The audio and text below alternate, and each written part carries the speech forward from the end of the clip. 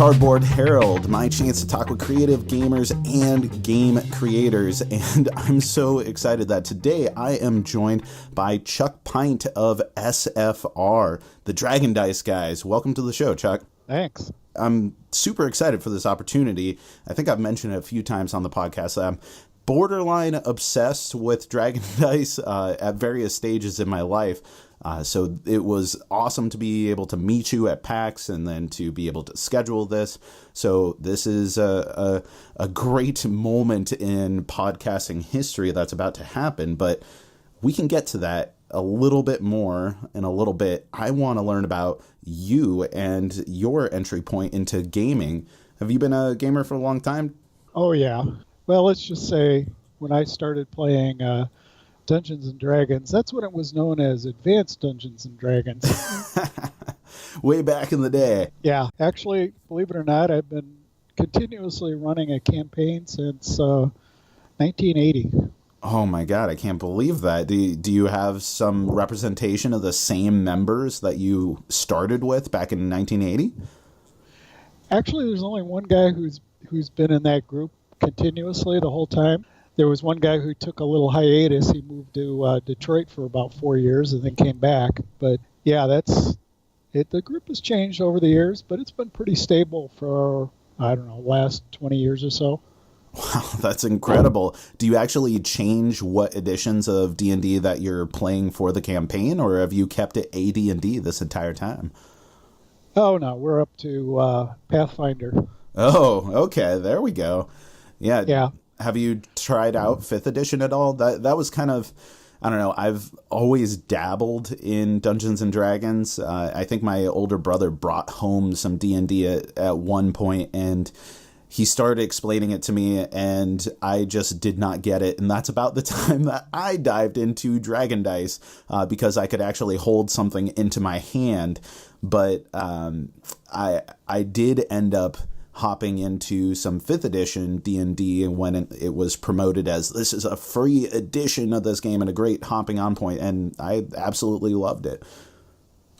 Yeah, well, so let me give a quick little shout out. One of the groups that I was heavily involved in with before I got into Dragon Dice was Nazcrag, who's been running a tournament at Gen Con forever. And the two people that basically founded and ran Nazcrag are part of my gaming group. So that gives you a little background of where we are and why we do change editions, because, you know, we got to keep up with what the players want. Totally. Was D&D what brought you into the world of gaming, or were there other games going on that led you to D&D? Well, okay, I'm going to date myself yet again here. Actually, the earliest gaming, if you want to call it that I did was pinball machines. Oh man, that is the Dungeons and Dragons of video games and arcades. I love the mysterious and far beyond me history of pinball and still this existing pinball culture that exists. It's something that I wish I had more exposure to, but being in Alaska, I only get the occasional exposure to pinball machines. So what was that like when you were getting into pinball machines, and how did that lead you into other types of gaming? Well, that was back when I was in high school, and then shortly after I ended up in college, met up with some guys, and they said, "Hey, you want to try this new game?" And I'm like, "Sure, why not?" And that's when I got into to D&D, and I still remember my first adventure. We go into this dungeon, and we open a door, and there's a green dragon. Now, mind you, we're all first-level characters, right? So it's like, oh, boy, this is way over our heads. So we kind of closed the door and left. Nope. Yeah. But then I was playing a gnome illusionist at the time. Oh, yeah, an entry-level character. First-time D&D-er will just start out with a gnome illusionist. That seems like an easy way of picking up the game. Yeah, well, anyway, so we went through a few rooms, and I found the scroll. And I read it, and, oh, this is a Veil scroll. And I'm sitting there going, Veil. Gosh, what is that? So I look in the book, and here it's a 9th level illusionist spell. So I get this idea that I'm going to cast this, and we're gonna get the dragon that way. And so I cast the spell, an illusion of hundreds of men-at-arms going in and starting beating on the dragon to subdue him, because that was the thing you could do then. You could subdue a dragon rather than just kill it. So we subdued the dragon with these illusionary men-at-arms, and then the head guy is standing in front of the dragon and says, okay, take your tail and sweep all your treasure out the hallway here. And my compatriots are just bagging it up and booking out of there. So we got the entire dragon's treasure, and then a month later, the guy that was DMing said, hey, there's this whole chart here on spell failure. I didn't know about that. Yep. Oh no. Anyway, that's part of the fun of getting into a new game is realizing where you made mistakes and learning from them appropriately as you go on. And I bet you never forgot to reference the spell failure chart from that moment on. Well, our DM at the time certainly didn't. So if you've been running a campaign for 37 years, I guess now, since 1980, then obviously at a certain point you switched over to DMing. What attracted you to that? I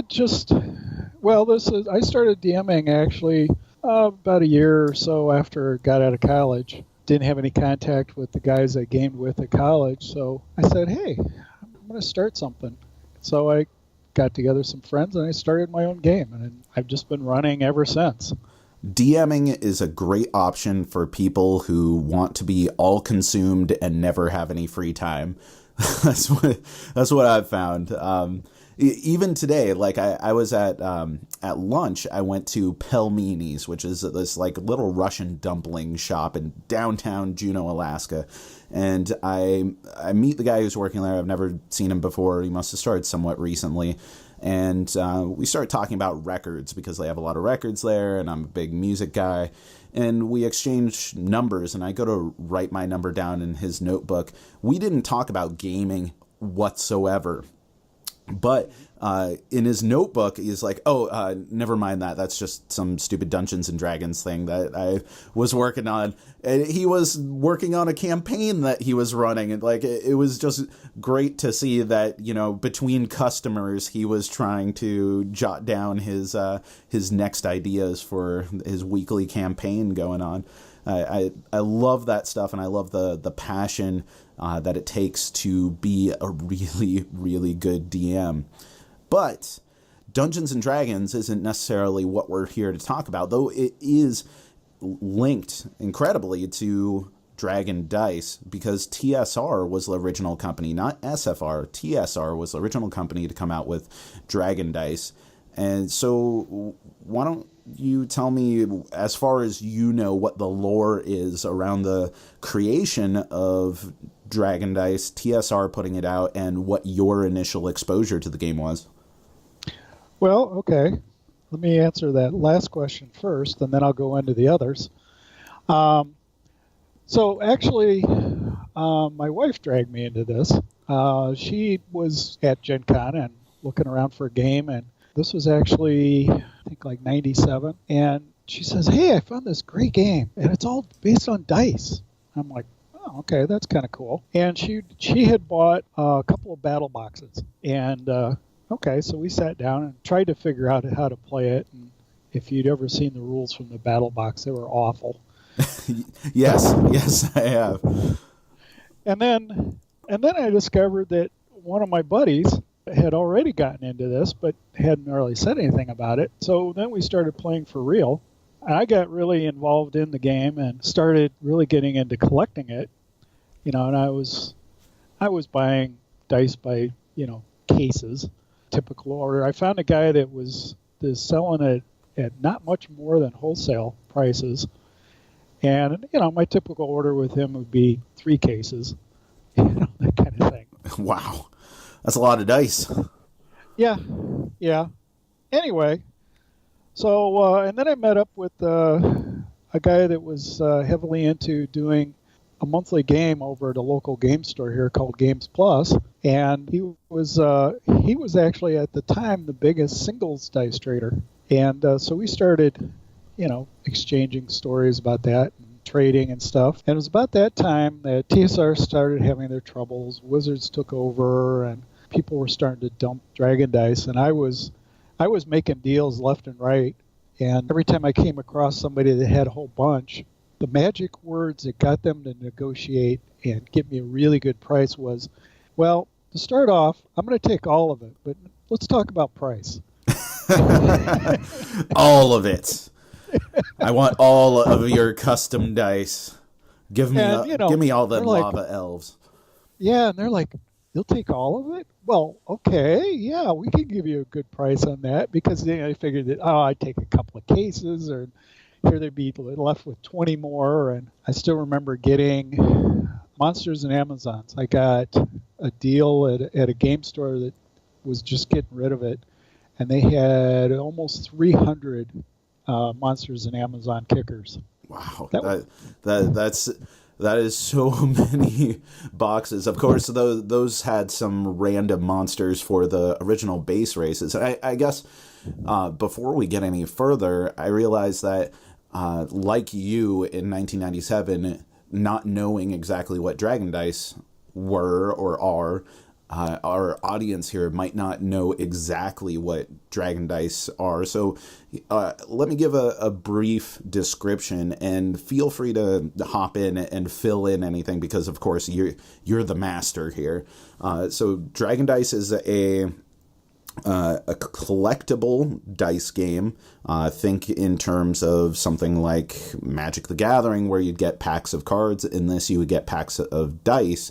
In the original setting, it would be a grouping of 4 different races of dice, and you get random assortment of those. There's several different sizes of dice, and the primary ones are 6-sided dice that are small, medium, and large.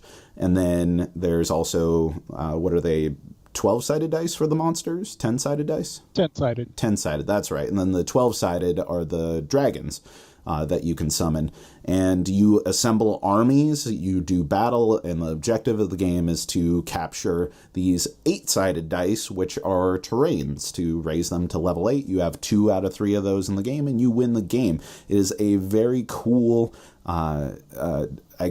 army building game that can be played relatively quickly with an expansive amount of dice, or what's now sold as these little boxes where you get enough to start up an army that is completely composed of one race versus another.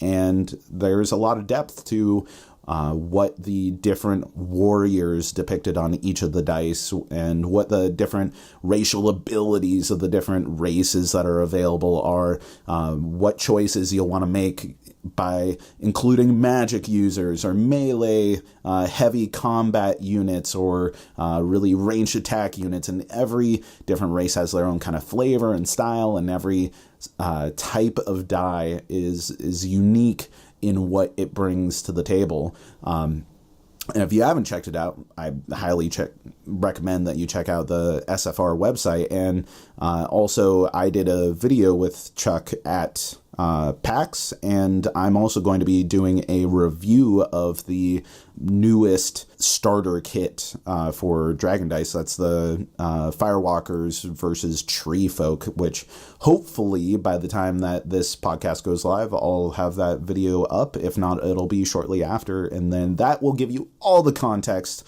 that you need for Dragon Dice. How did I do, Chuck? Oh, pretty good. Pretty good. Anything you want to add to that for the listeners' sake? Well, the most important thing you kind of left out is Dragon Dice is a deep strategy game. We like to say that the strategy runs as deep as playing chess. And the limits on army building is incredible.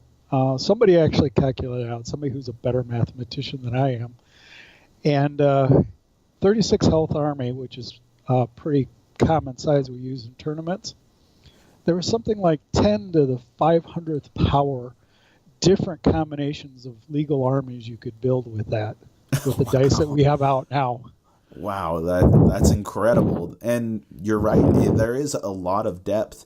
I think it's one of those games that's easy to learn but difficult to master. There are a lot of specific rules that apply to these special action icons on dice, but otherwise the nature of the game and the flow of the game is pretty intuitive and fairly easy to teach, especially with some of the updates that you guys have been doing in the last couple of years to streamlining the rules.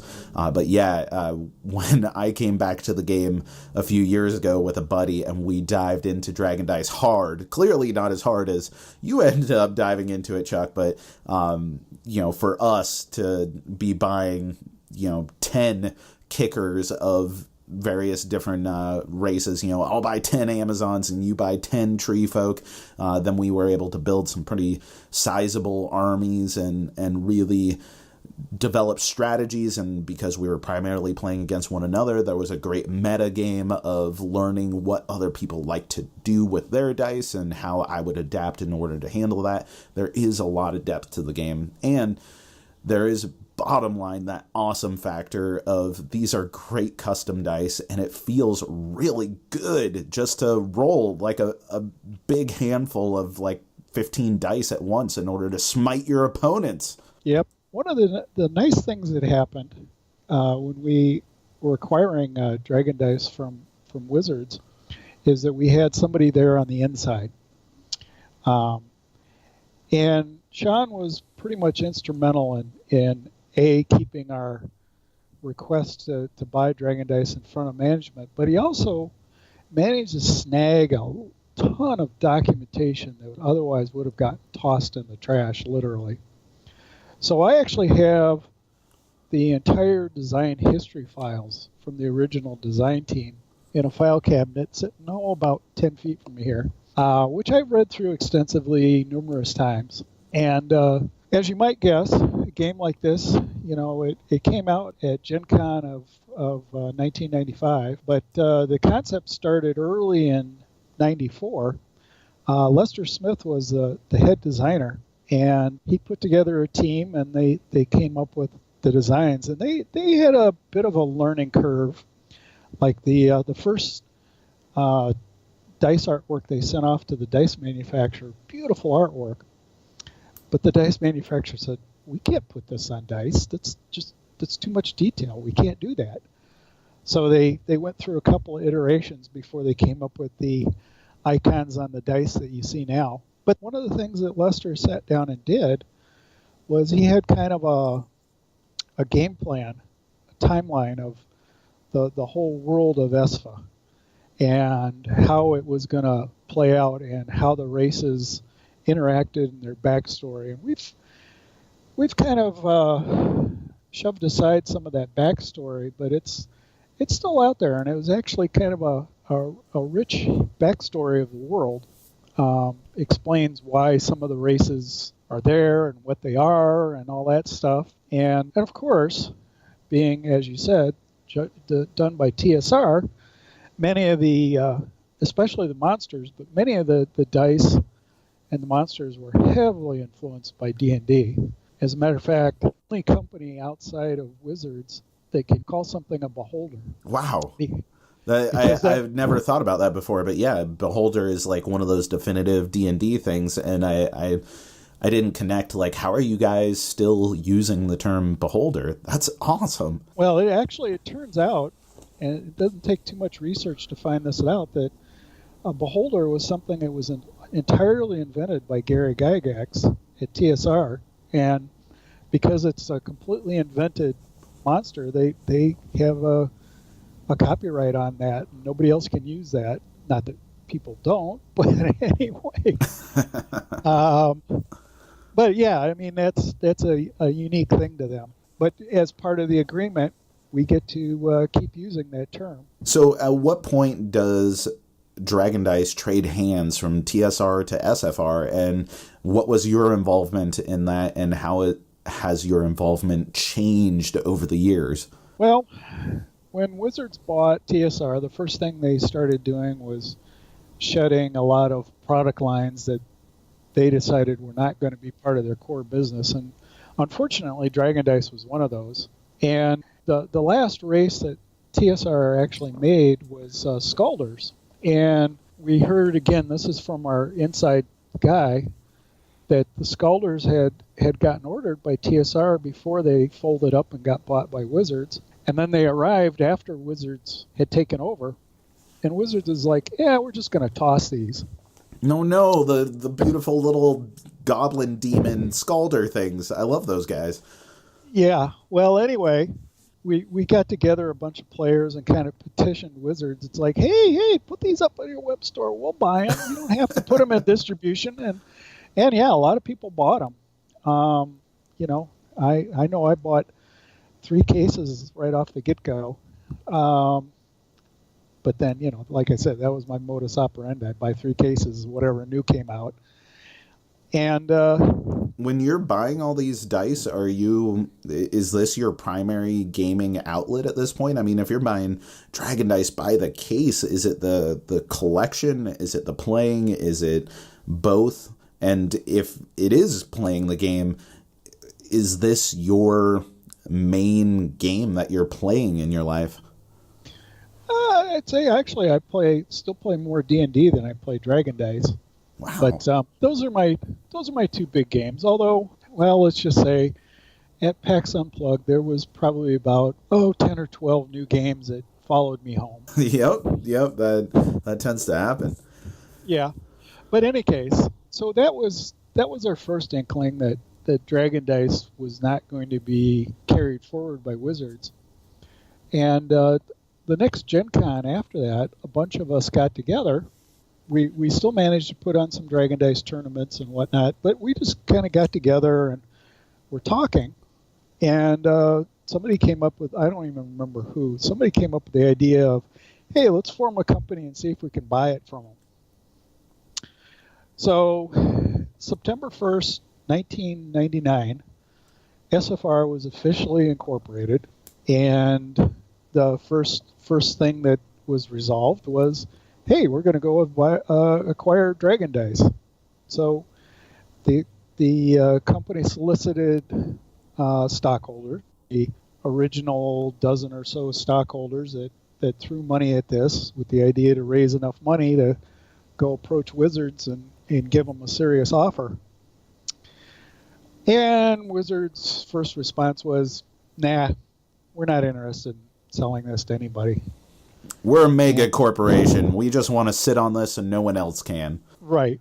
And so we got some intel from our inside guy and sharpened our pencils up and came back at him again, approached a different VP this time and said, hey, you guys are just tossing this out. We can actually make it work and hey, we're going to pay you to take all this stuff off your hands and it's not going to clutter up your warehouse anymore. And apparently the second time around we talked to the right person and negotiations started. Usual back and forth between lawyers and all that. And just about the time the contract was ready to be signed, Hasbro took over Wizards. And the first thing they did was fire the Wizards legal department. Oh, no. Okay. And then they said, oh, yeah, we got this contract here pending. Well, let us look at it. Well, 6 months later of billable hours, he said, yeah, that looks good. Let's get this signed. And they didn't change a word of it, but it took them 6 months to come up to that determination. So finally, in October of 2000, Dragon Dice officially became ours. And part of the contract was, we were going to pay them money and we were going to get all their existing stock. That's when it was discovered that somebody had shipped all the remaining stock to, and I never have understood why or how this happened, shipped to Belgium to be destroyed. Chuck, are you kidding me? No. Why? That makes no sense. So it was shipped out of their Dallas warehouse to Belgium, of all places.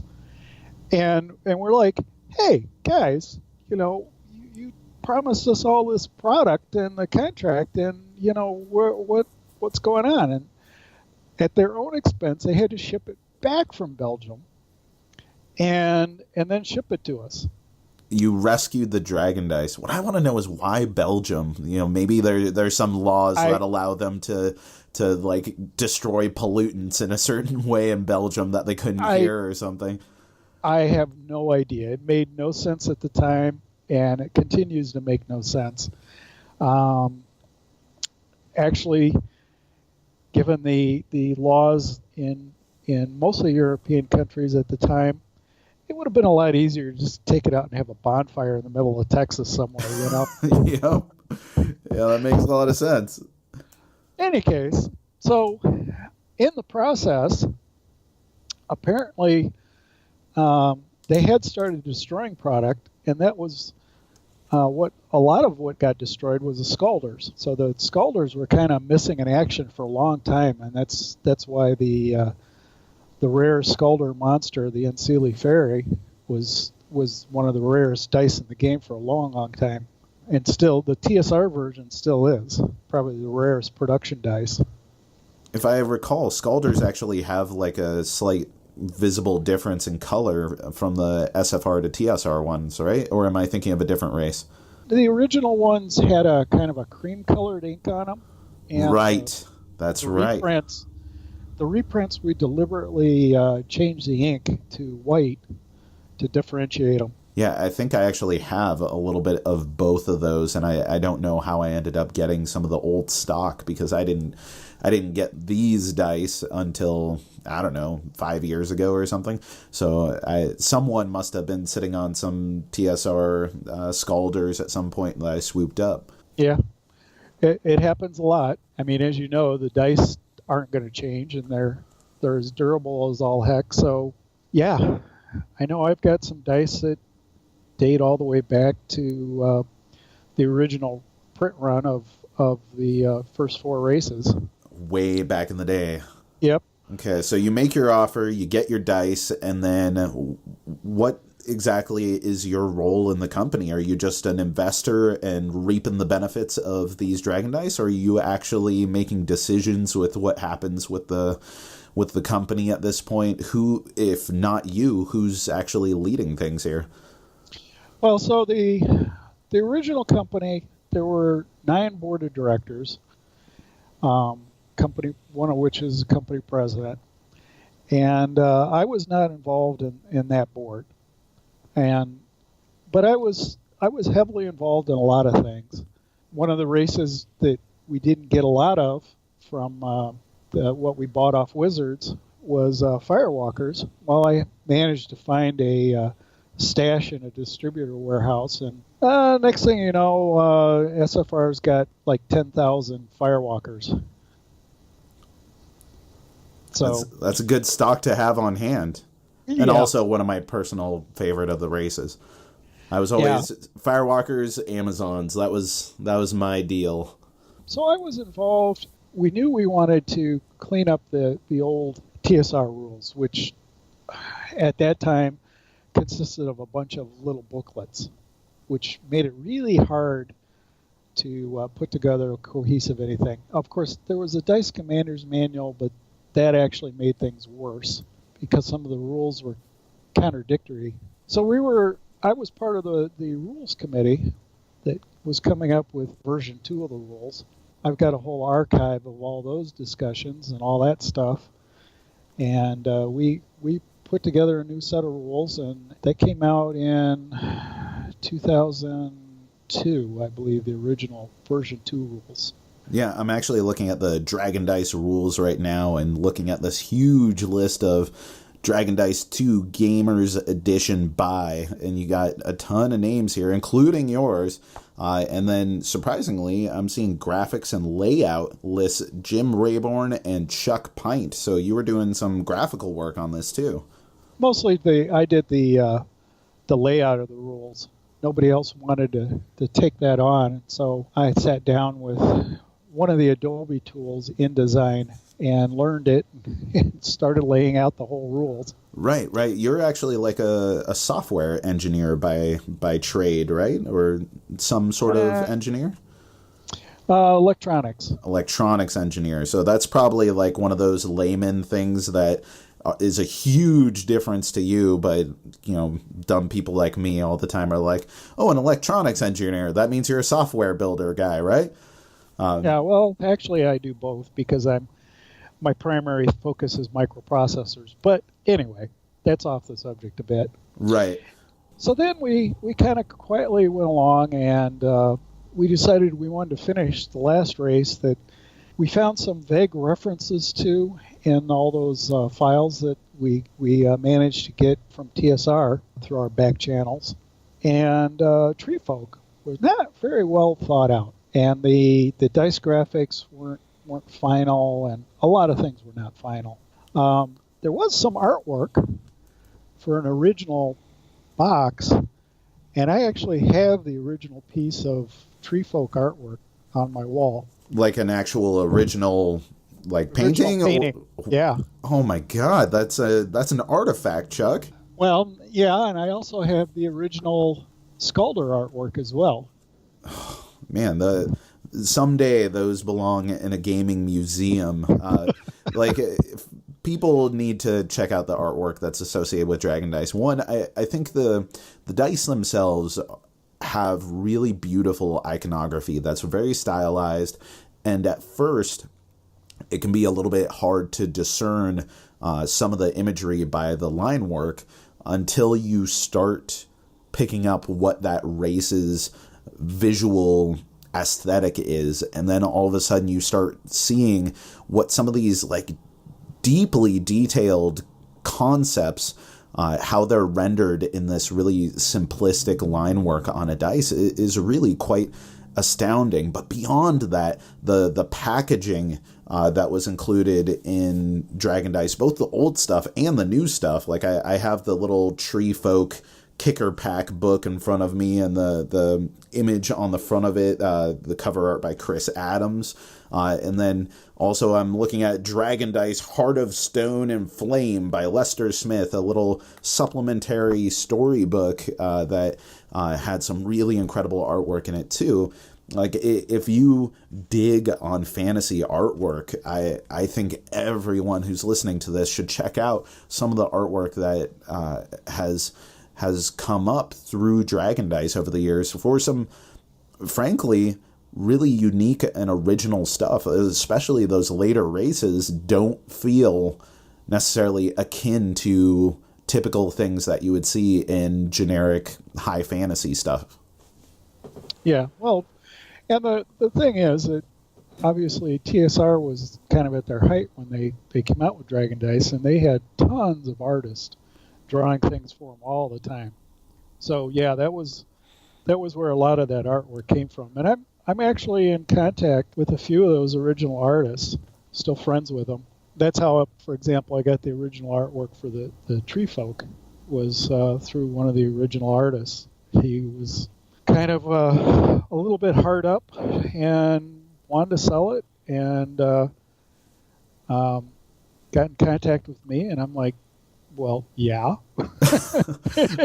well, next time he's hard up and willing to sell some original Dragon Dice artwork, and for some reason you don't have any wall space, you send him my way, because that is something that would belong in Cardboard Herald Studios right on the wall here next to some of the other various accoutrements that I've picked up over the years.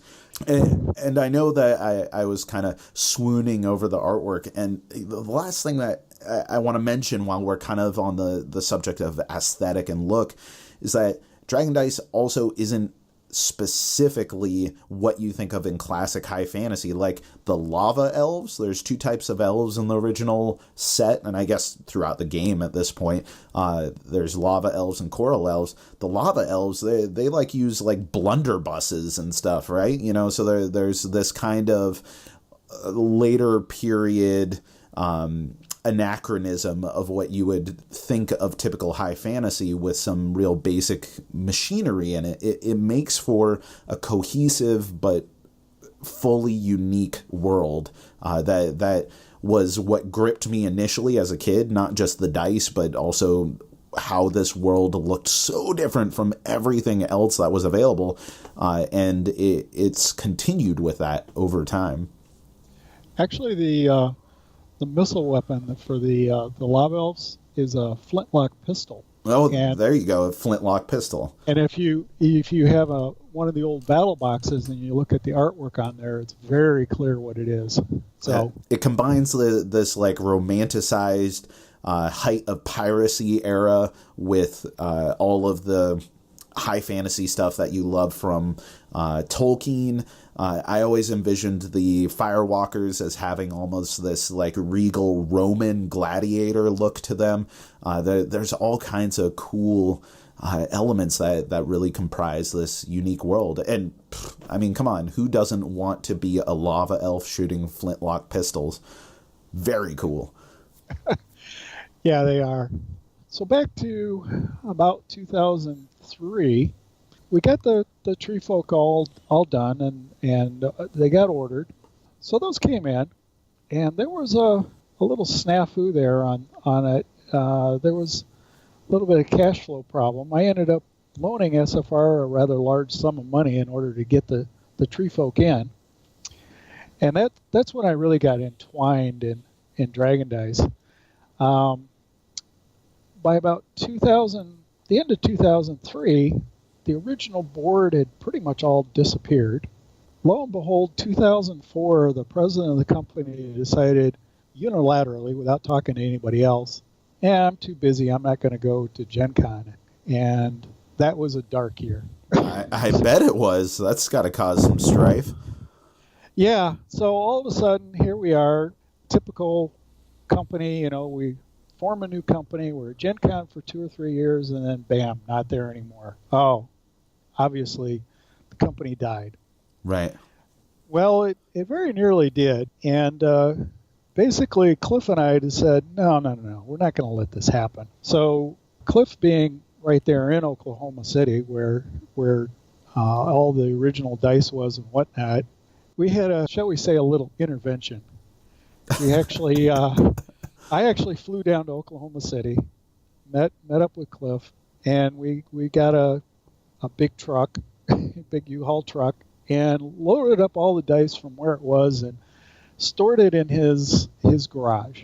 And then we re-engaged all our stockholders, and very quickly I became the president and Cliff became the treasurer, and we've been pretty much the two of us have been the main officers of the company ever since. So the last 12 years now. And since then, I imagine that some of this you don't want to talk about, but like, is Dragon Dice in your eyes, because you have another profession, is this a company that exists to sustain Dragon Dice so that the world can appreciate it, so that gamers can appreciate it, and so that you as a Dragon Dice fan can appreciate it? Or does SFR exist as a company that's primarily focused on how can we best make money off of Dragon Dice?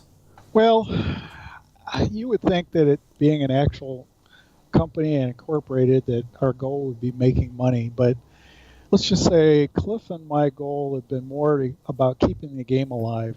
Neither of us had ever drawn a salary from SFR.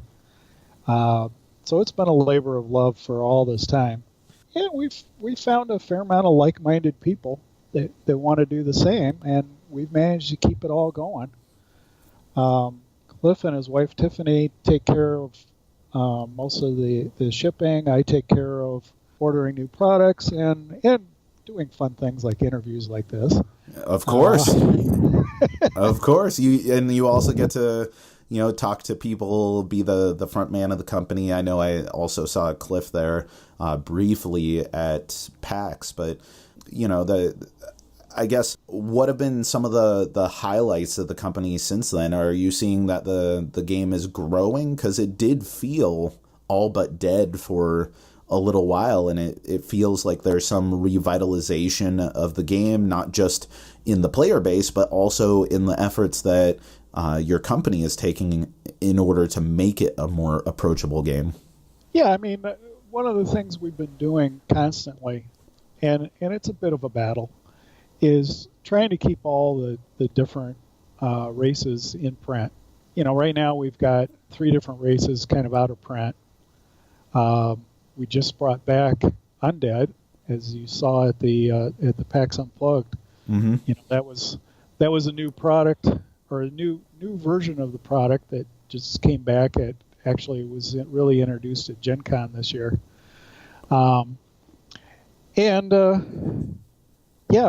We've just keep repackaging it, but we keep coming out with new things in there. I think we talked briefly at PAX Unplugged about the 5 races that were originally in the Monsters and Amazons, how none of them had a 5th monster. Well, when we repackaged them as individual kickers, we said, hey, let's make a 5th monster and put them in there. So now all the races have 5 monsters, and that's pretty cool. And let's see. There's the updating of the rules. There's right. a new starter set that's out. And also, it seems like, was the Eldarim something that you guys introduced as a new race, or did that predate the SFR buyout of Dragon Dice? That one was pretty much all our own. Now, anybody who was at Gen Con in 95, they had around the kind of weird package, and kind of a weird triangle-shaped package. The Dragon Lords were available. Part of the backstory lore of Dragon Dice is that the Dragon Lord, and then later the Dragon Slayer, which was kind of cool because that was literally embedded in a book. I don't know if you've seen that book with the round cutout in it that the die sits in. Yeah. So we were told from the lore that those were part of a race called the Eldrum. Well, there wasn't much around as far as, what really is the Eldrum.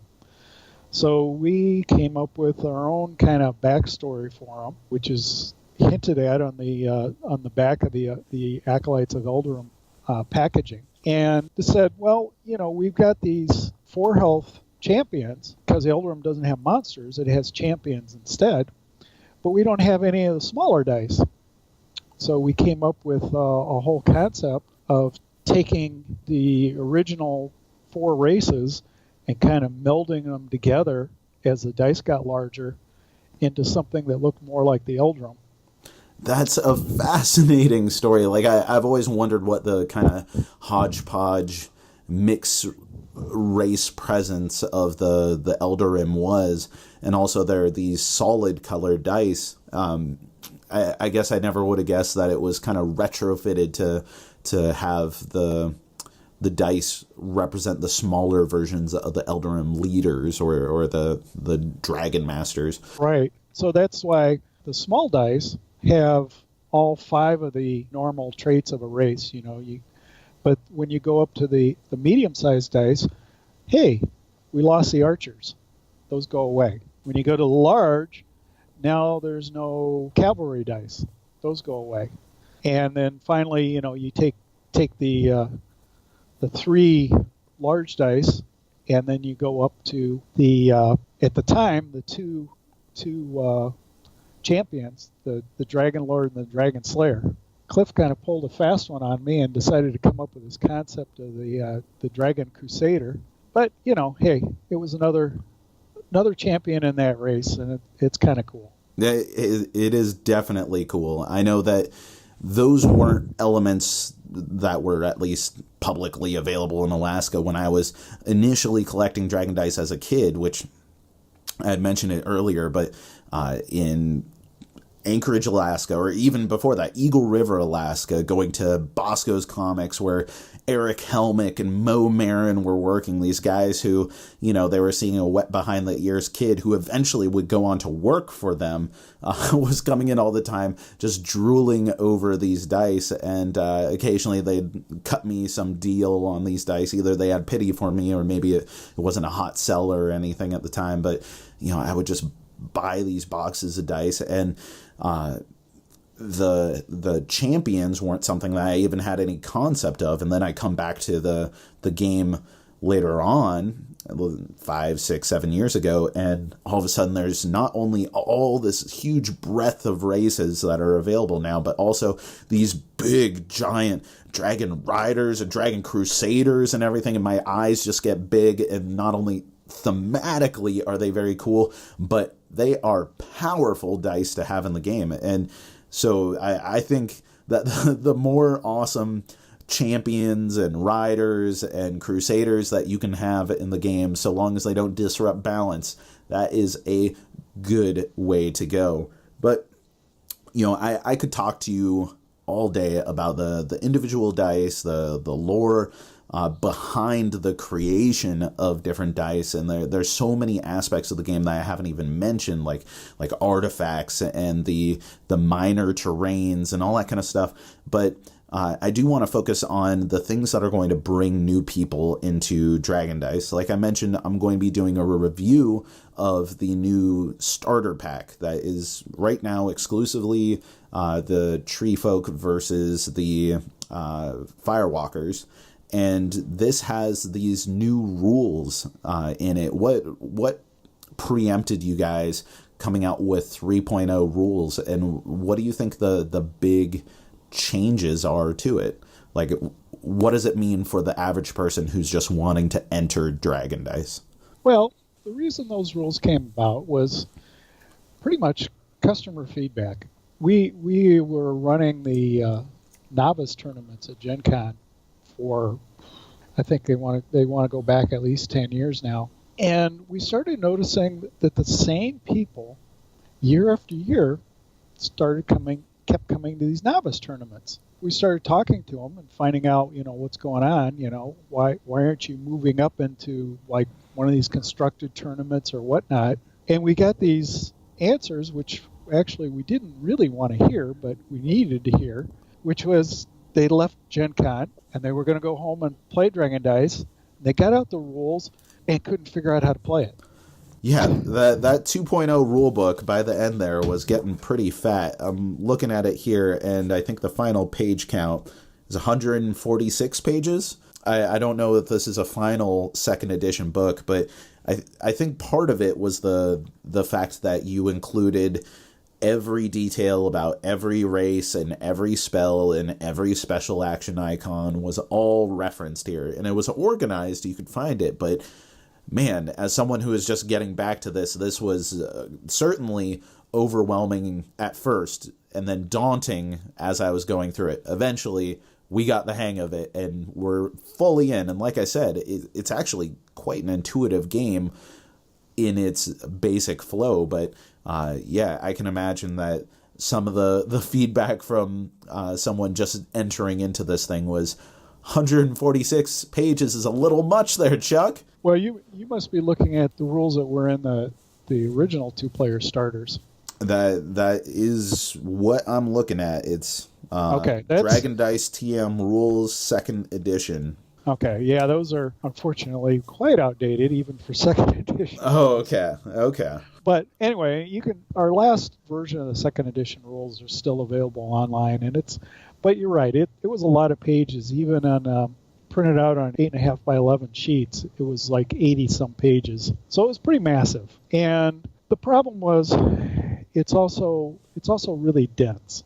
Now, if you're a war gamer, if you've played like any of the Avalon Hill ward games kind of thing, you would look at this and go, oh yeah, this is a simple game. But yeah. There's not many of those people around. But it read way too much like that. So we actually went in a couple of directions. We decided we needed to reprint starters anyway because our other two-player starters were running out. So we came up with the idea of, well, let's do the Firewalker Tree Folk as starter races, and let's do a simplified rule book that's mostly graphical and just encompasses what you need to play the basic game with those two races. And if you go look through that rule book, I know you got a copy of it there. I do. You'll notice, if you look through it carefully, that some things are left out. Like, for example, there's no mention of racial abilities in there. Right. That was something that I was looking for as I was. I ended up teaching my wife. She never played Dragon Dice originally. I was like, okay, so let's figure out who's going to be Tree Folk, who's going to be the Firewalkers, and I was looking to reference the racial abilities and couldn't find it until I think that there is some citation in there or something that says racial abilities aren't used, or maybe I ended up looking at online. But that is a beautiful and really easy to learn from rulebook. Like, that thing is fantastic. Like, before we go any further, I should say that it condenses everything down to something simple and manageable, like 8 pages in color, great visuals, and easy to navigate. Even if you've never played before, it would be super easy for you and someone else to sit down, crack this open, and understand how to play the game. Right, and that was our goal. So it's good to know we managed to hit that. We also want to come up with a mostly comprehensive rule book that was also graphical, and it wouldn't get into every nitty-gritty, but it would cover most of the main rules. It would introduce all the racial abilities for all the races. It would introduce all the other races, but it wouldn't necessarily get into some of the more promotional dice, like the hybrid dragons or some of the other things like that. And that is kind of out there. It's accessible from our website. It needs some updating. It's not quite version 3 rules, but it's pretty close. And then, of course, we have our definitive rule book, which is the version 3 rules, which is currently 3.03. And that goes into every single rule about everything and every die and all that kind of stuff. And that's your reference book. That's your Dragon Dice Bible. That's the compendium. Right. And what I can tell everyone is a laptop, or even better, having a tablet is your friend. Being able to just put in a search word, piece of cake. Easy to navigate, easy to find. The paper version, which I have 3.0 from July 2016 in front of me right now, is still easy enough to navigate, but if at all that seems daunting to you, first off, I mean, we're gamers. We love this kind of stuff. You know, how long have we been using monstrous manuals and player handbooks and everything that we have to navigate using a table of contents? This will feel familiar to you, but if you have like a tablet, man, it's a breeze. That's our other thing. You know, a lot of games they want to charge you for advanced rules and things, and we're like, no. We want to make this a game people can play. So our rules are always going to be up on our website and freely downloadable. Go for it. Download them. There they are. Of course, the idea is that the starter rules, of course, we print and put in the starter, but the kickers have actually very minimal anything in them. Mostly just what dice are in the set. The undead is the way we're going to be going. On one side of this little sheet that shows all the dice and their names, and then the other side is just a QR code that takes you to our website, straight to the rules. Well, like I said, Chuck, I could talk to you about Dragon Dice forever, and I would love to have you or Cliff or both of you back on to talk about some of the things that we can expect on the horizon, or what some of your goals that you envision for Dragon Dice in the future are. But I'll save some of that conversation for the next time. I think a good way to wrap up is I've put you on the nails for all this Dragon Dice stuff. You went to PAX. What's one game that's not Dragon Dice that you are really excited about right now, either that you brought home and have already played or haven't played yet? We played this. I'm trying to remember the name of the game now. Now I'm putting you on the spot in a different way. Here, I'll let you think about it, and I'll say that for me, aside from Dragon Dice, which it really was heartwarming and special for me to meet you guys there and to see, like, oh man, those metal dragons that you had there, all kinds of cool stuff. Like, people should watch the video on our YouTube channel. But the other thing that I really geeked out about is that I'm a complete Tolkien fanatic, and I picked up Hunt for the Ring there, the new game in the War of the Ring line by Ares Games, and it's a hidden movement game, and it's got a huge amount of depth to it. It's got this reverence for Lord of the Rings. It's absolutely amazing, and I'm working on a review for that as well, and that is by far the game from PAX that I am just hyped on, that I want people to definitely check that out. So the game that I picked up at PAX Unplugged, and I've actually only had a chance to play through it once, was Elder Sign. Oh, yeah. And I just love the fact that it's a cooperative game. I've got a few cooperative games, and it's just a different style, and it's kind of cool. Yeah, well, and you have an affinity for dice games, so, it fits right there in the wheelhouse, got the Lovecraftian element. Maybe, well, there you go. The next Dragon Dice race, maybe a promotional Lovecraftian dice. You could have Shub-Niggurath as a monster or something. Yeah, well, the Lovecraft family would take a dim view of that. They're rather possessive of their IP. Yeah, maybe. I thought it had gone into public domain by now, but maybe not. I know there's certainly a lot of Lovecraft stuff out there, but yeah, Elder Sign is a great game. We actually, my friend Cheyenne did a review for our site for that, and I just did a Rook and Record video for Elder Sign. Well, and you've only played it once? Yeah, well, it's not been a lot of time since PAX Unplugged. Oh, yeah, totally. And you're a busy guy. You got all your, electronics engineer work. You got all this whole president of a company that's manufacturing games. Turns out that takes up a lot of your time. And I'm so glad that you took the time to speak with me. It's been an absolute pleasure, Chuck. Well, thank you. Yeah, and thank everyone at home for listening, and you can find Dragon Dice and SFR on their website. What's that website, Chuck? It's sfr-inc.com. All right. Well, once again, thank you, Chuck, and thank you, everyone at home. Go out and play some games. As always, the Cardboard Herald is a completely free service providing you with interviews, reviews, and recommendations. You can find all of our stuff at cardboardherald.com or check out all of our regular content on our YouTube channel.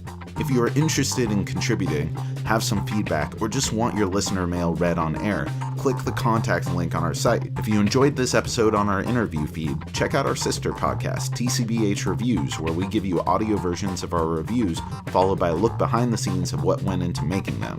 Lastly, this episode was edited and produced by Rob Conley of Ginger Cat Productions. Have a new audio project you need help with? Whether it's music or podcasting, Ginger Cat Productions can help you out. Find them at gcatproductions.com. Once again, thank you for listening. I've been Jack for the Cardboard Herald, and you keep on gaming.